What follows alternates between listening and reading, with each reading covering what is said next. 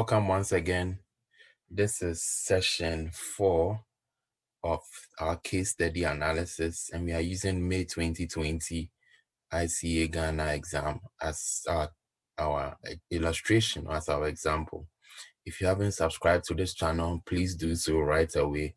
Hit the subscribe button, and so that anytime I post a video, you would be able to get it.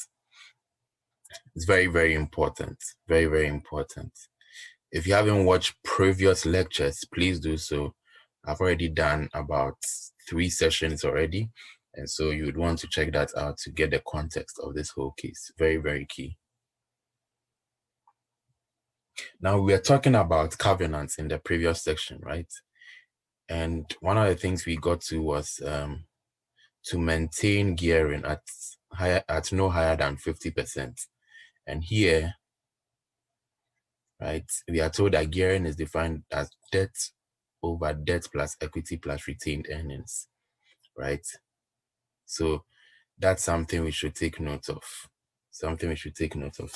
Now, we are told that our debt is equal to 100K, the debt that we got from the bank, right, is 100K.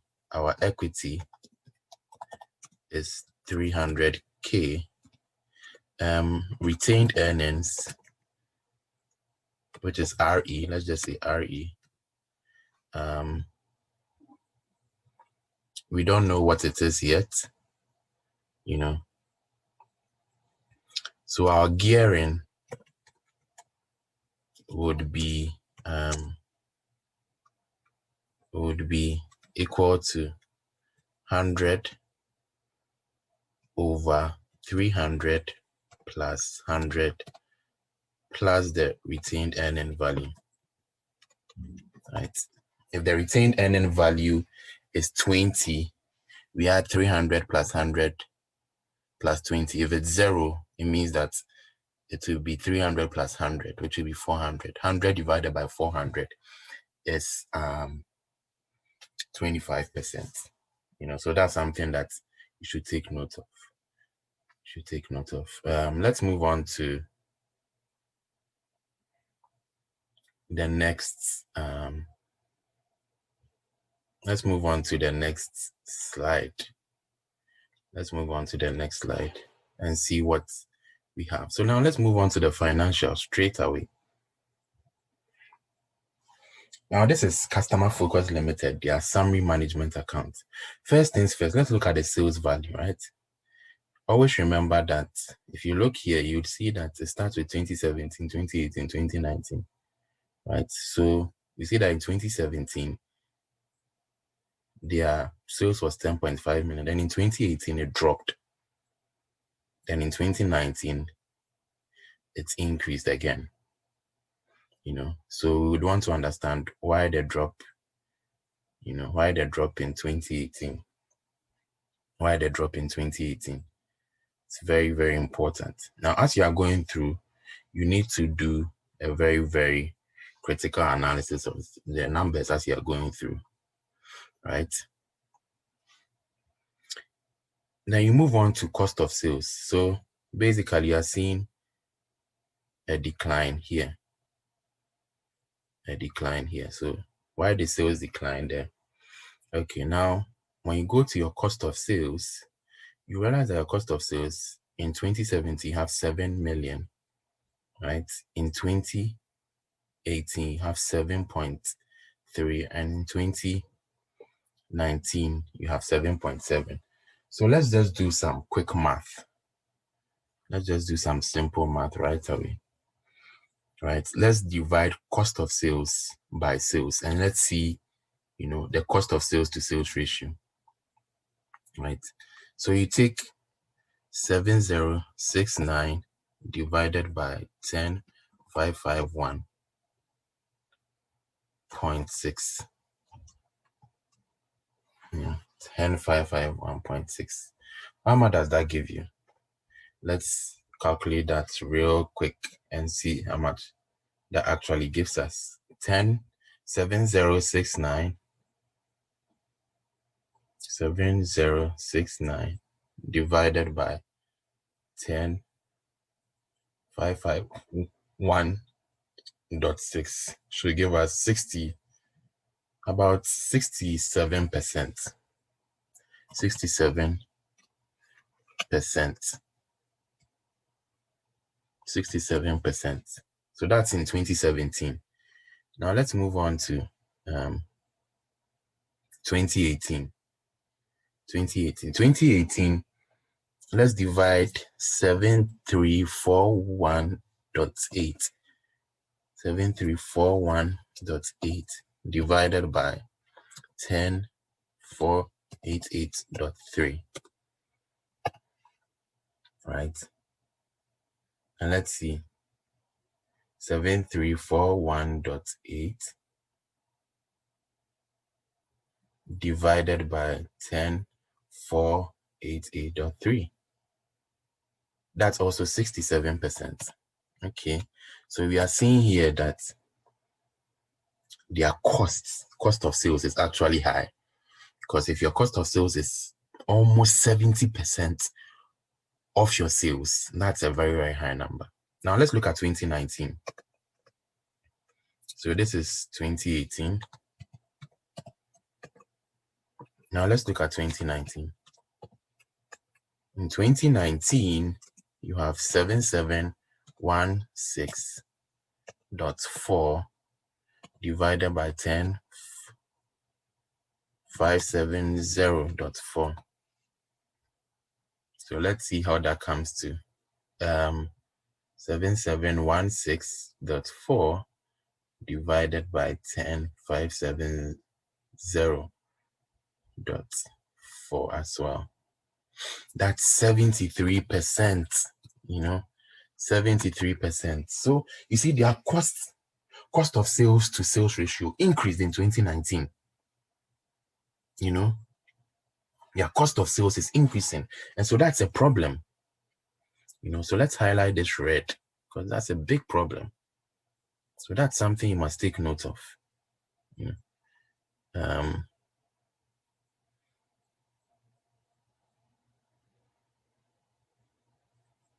That's something you must take note of. Here, it's 73%. So their cost of sales here is increasing. It's increasing. That's something that you should be aware of. If the cost of sales to the sales ratio is increasing, in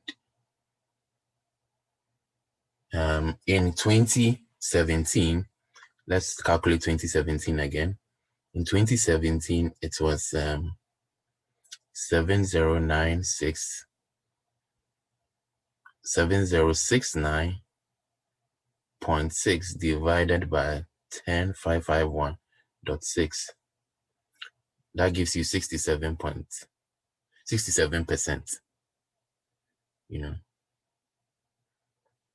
So if it was 67% in 2017 and in 2018 as well, it was also 67%. Or no, 2018, it was actually 70%. 70%. So let's do the calculation again. So in 2018, it was actually 7341.8 divided by 10,488.3 is equal to 7341.8, 10,488.3 is actually 70%. Then in 2019, 7716.4 divided by 10,570.4 is equal to 73%. 73%. 73%. So you see, cost of sales to the sales ratio is increasing. So their cost of sales is increasing. If you look at it from a ratio standpoint, in 2017 was 67, 2018, it was 70. 2019, it's increased to 73%. So these people are certainly struggling when it comes to their cost of sales. So what are the components of cost of sales? Your inventory. So they are probably being charged very, very high for their inventory, and they need to look at ways to find a good supplier who would give them something for lower, because they are being charged very, very high when it comes to their inventory and their purchases. That's very, very important. And so when your cost of sales is increasing, it has an impact on your operating profit. So if you realize, if you look here,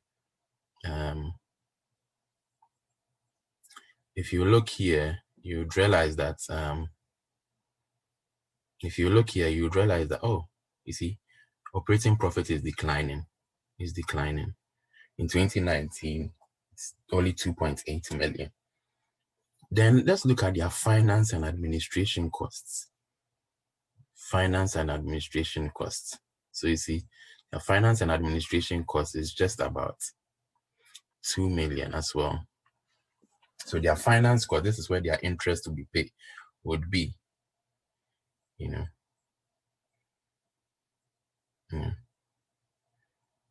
So you see, this is a huge amount they are paying out in terms of interest costs and administration costs. This is huge. This is a lot of money, right? So one of the ratios that I would want to use here is called the interest cover ratio. And the interest cover ratio is simply the interest cover ratio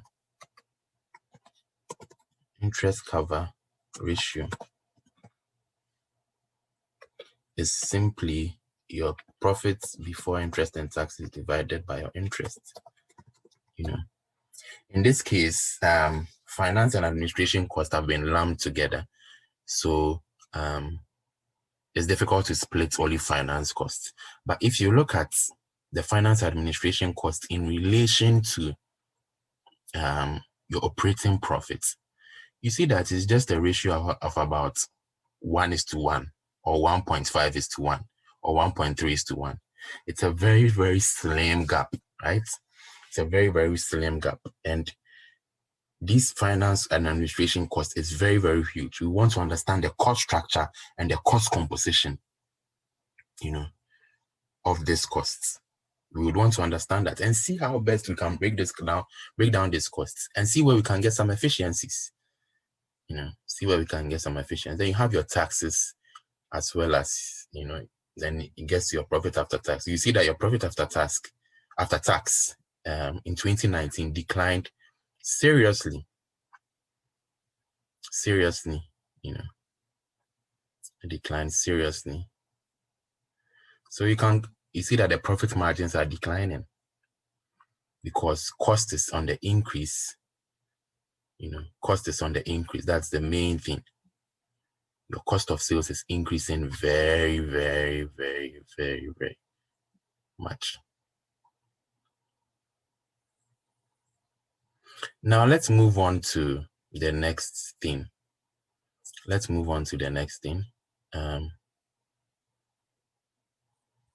Next paragraph or next page.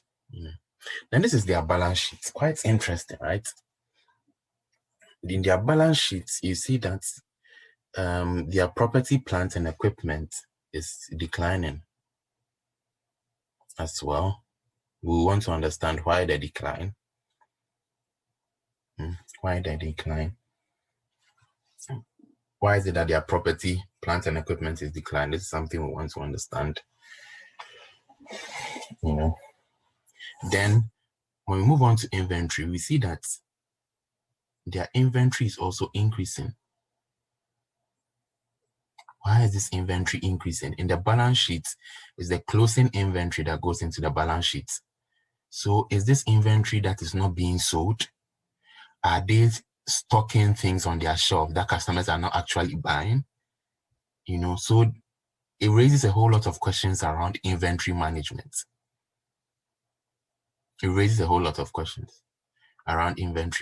So that's very, very important. That's very, very important. Why is inventory, closing inventory continually increasing? Why is it increasing? Is it that people are not buying the food stuff? So it means that they need to make some adjustments here, or they are stocking the wrong items. Then receivables, their receivables is also increasing. So people are buying on credit. So what is the measure or the plan in terms of recovering items they've given out on credit? Then cash, if you look at the cash position here, cash is actually increasing. So that's a good thing. Cash is actually increasing. But we cannot look at cash alone, right? We cannot look at cash alone. So let's go back and see the interest, for example. If you look at the finance and administration cost alone, it's in the 2 millions. It's in the 2 millions, It's in the 2 millions, and your cash is just about 1.5 million. So how are you going to pay off the finance cost?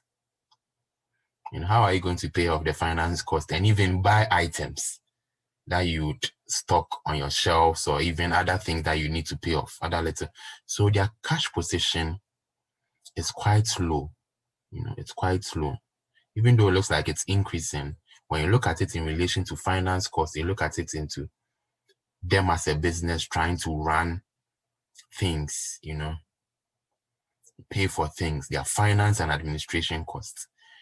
The cash position is quite low. It's quite slow. And, when we're analyzing the case, one of the things we are hoping was that they don't get into a cash trap, or they don't get cash trapped. Because if they get cash trapped, they're in trouble. Then, as you can see here, when you move on to payables as well, we see that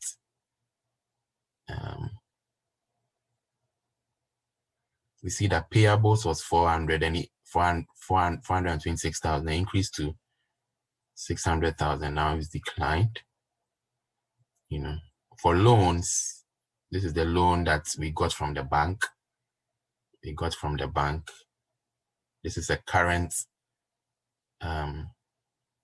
liability.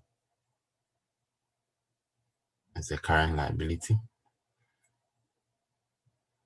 Then this is a non-current liability in terms of loan. So this is a short-term loan. This is a long-term loan. And their long-term loan balance seems to be declining. So it has 1 million, it moves to 742,000, and then it moves to 433,000. I hope that's making sense. Now, when you move on to retained earnings, anytime you have a loan, you know that it will attract finance costs. When you move on to retained earnings, you see that when we are calculating, when the Accra Business Bank was giving covenants, they mentioned that we need to understand, they need to have a gearing ratio of 50%, and they calculated gearing as debt over debt plus equity plus retained earnings. So you need to factor in retained earnings in that calculation. But if you look at retained earnings here, the retained earnings balance keeps increasing.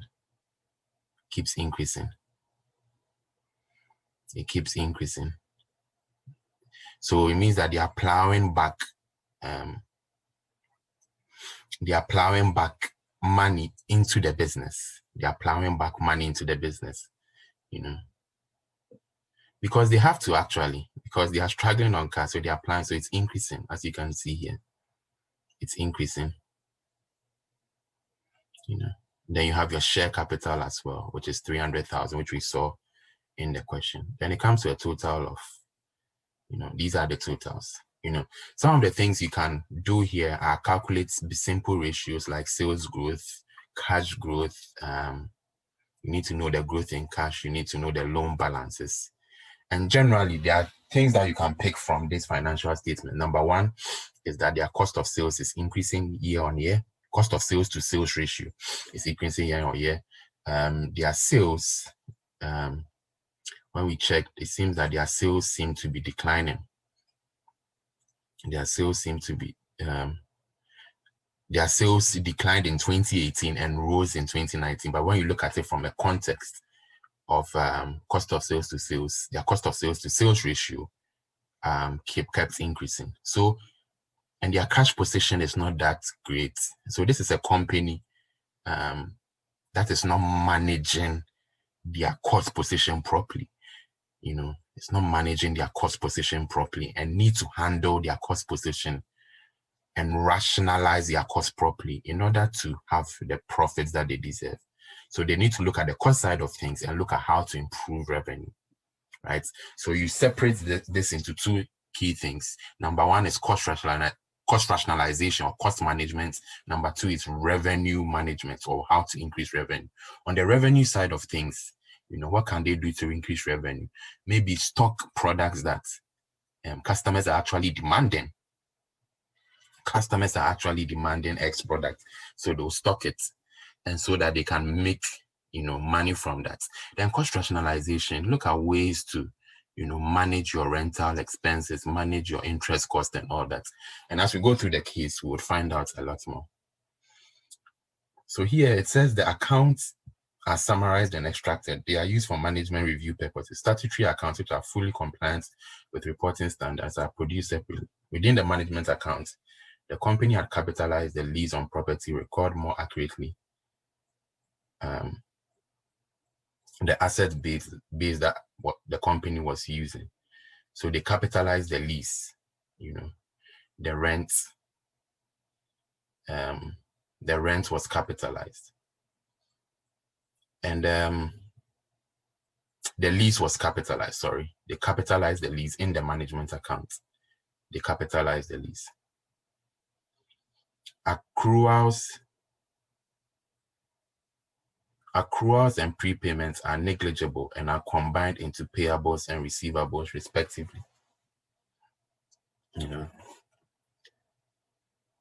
the business owners took a minimal salary from the business. So these are the notes to the account. These are the notes to the account. So let's move on into other matters. Now, so that's a preliminary analysis of the financial statements. That's a preliminary analysis. Yeah. Now let's move on to the business objective, business model, and product profile. The objective of the business is to ensure sustainability by meeting customer demand in a profitable manner. The business model is the means by which the objective is achieved. The following descriptions of the key aspects of Customer Focus Limited business model is provided by Bakwama. Customer Focus Limited aims to maintain reliable supply arrangements and good distribution to the store. So that's a good objective, right? Because you need reliable supply arrangements. Keep adequate inventory for all product lines. So inventory management. Here they are talking about inventory management. The third one, provide a small choice of perishable goods. Customer Focus Limited concentrates on the sale of processed and dry foods that are not perishable. It stocks a small range of perishable goods that are focused on daily needs and therefore frequently bought. So they are looking to stock perishable goods as well. Ensuring that shelving, including refrigerated units and presentation, are good enough to deliver customer needs. So that's also important. Put in place adequate staffing to monitor supply inwards and keep the presentation of the inventory at appropriate levels. So these are things that Customer Focus Limited has as objectives. You know, that's their business model. That's their business model.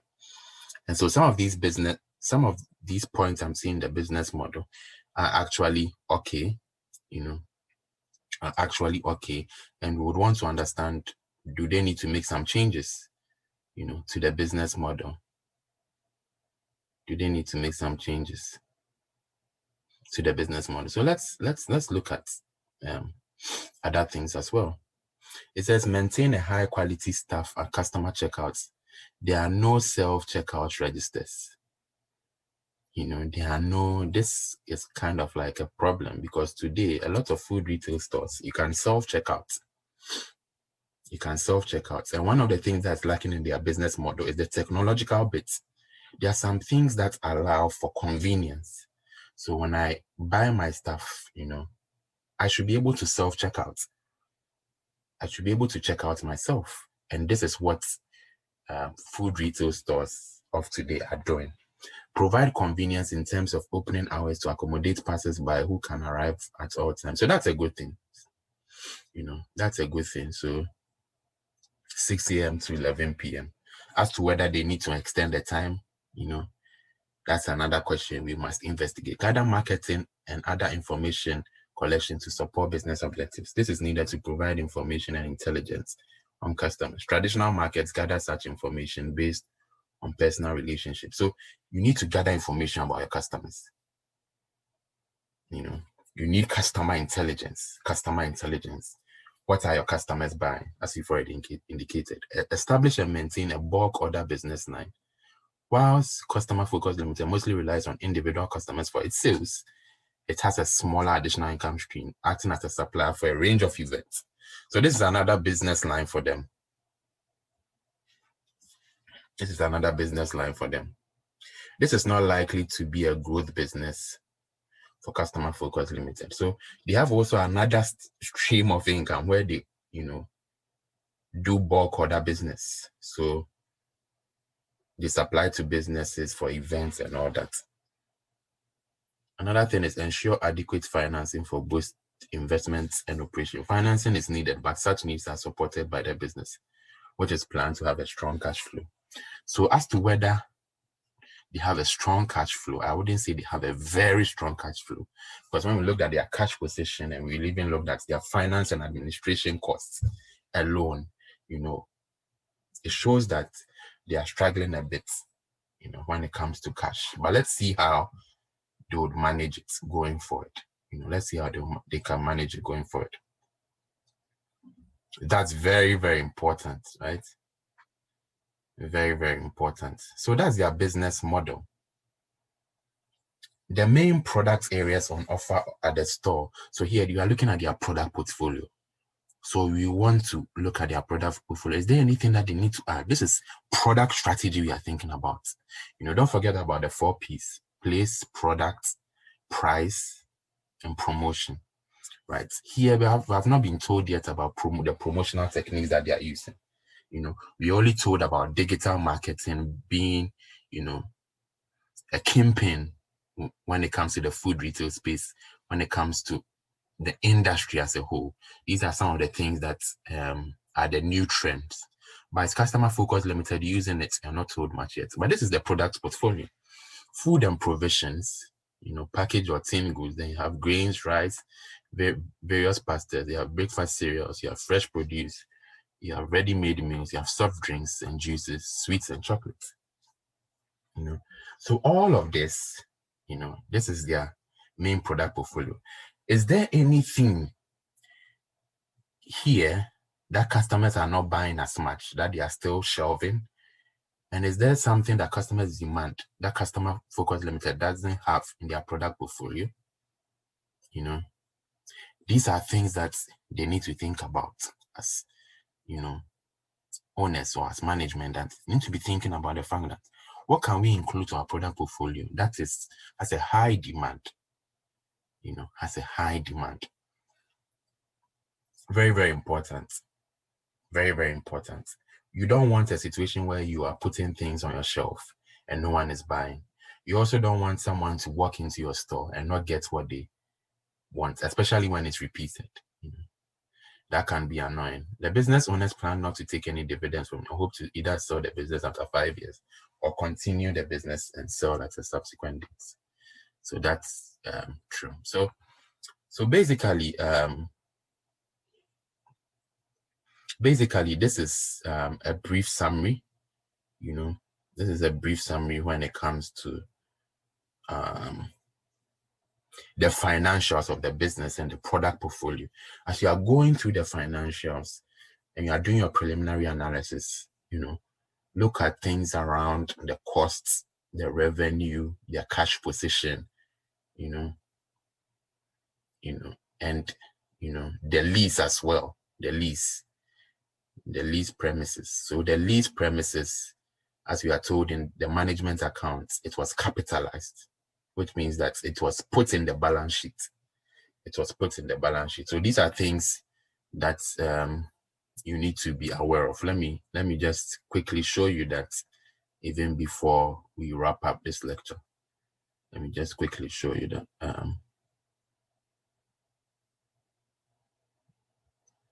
Let me just quickly show you that. So if you look at it, that was in the notes, right? It says within the management account, the company had capitalized the lease on the property. So if they have capitalized, it means they've put it in the balance sheet. That's basically what I wanted to show you. They've put it on the balance sheet as part of the property. So yeah, this is where we would bring this lecture to an end for today. The last phase of this case analysis will be on the problems, plans, and proposals. We'll be looking into some risk management issues and some customer demographic issues as well. And then we would recommend some models that you need to know to pass this exam. And so thank you for watching. If you haven't subscribed to this channel, please do so. Share with your friends and hit the bell icon so that anytime I post a video, you'll be the first to get it. Thank you so much and have a good day.